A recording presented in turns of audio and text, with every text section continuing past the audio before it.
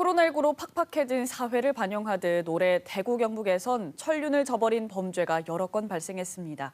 죄 지은 이들에 대한 처벌을 넘어 비슷한 사건이 다시 발생하지 않도록 촘촘한 사회 안정망이 필요하다는 목소리가 커지고 있습니다.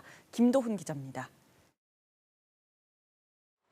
지난 3월 온 나라를 떠들썩하게 했던 구미 3살 여아 유기 사망 사건.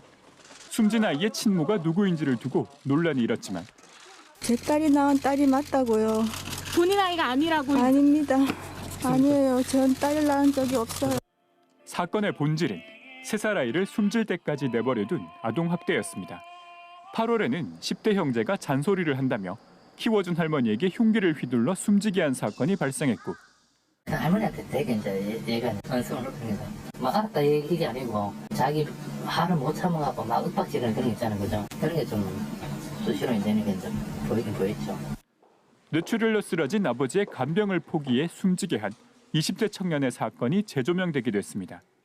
천륜을 저버린 이들은 모두 법의 심판대에 올라 처벌을 받고 있습니다. 사건을 일으킨 개개인의 잘못이 가장 크지만 이들의 극단적 일탈을 막을 사회적 안전망이 부족한 것 아니냐는 반성도 나오고 있습니다.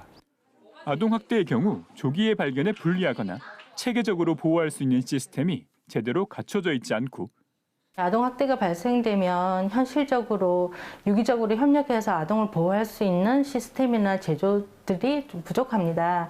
가정에서 거부하면 저희가 가정을 관리하는 방법이 없으므로 조선 가정에서 벌어진 사건이나 간병을 포기한 사건 등은 행정기관이 뒤늦게 개입하는 등 사회복지 사각지대에 있었다는 지적입니다.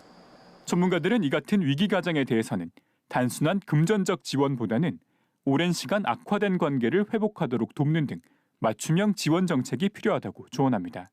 관계를 돕는 것, 관계를 회복하고 유지하는 데 필요한 기술을 습득하게끔 하는 데는 신경을 쓰지 못하고 있다. 이런 것들이 그 한계점이라고.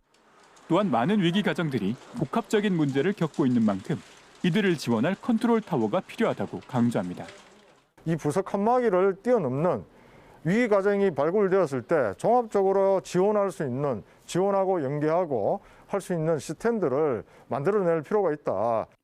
개인의 일탈이 범죄나 사회 문제로 이어지지 않도록 막는 촘촘한 안전망이 필요하다는 것. 올해 일어난 일련의 사건들이 우리 사회에 주는 메시지입니다. KBS 뉴스 김도훈입니다.